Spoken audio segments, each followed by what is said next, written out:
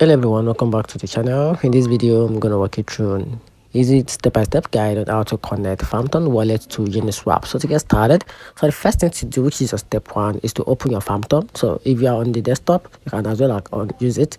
Then if you're mobile as well, connect to your Phantom wallet, then go to Uniswap. So to do this, visit the uniswap.org or Uniswap app to be safe.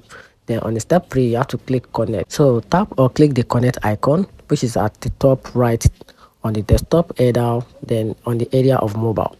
Then on the step 4, you have to select Phantom, or you also select the wallet connect, then choose the Phantom if listed, or pick the wallet connect and scan the QR code with Phantom.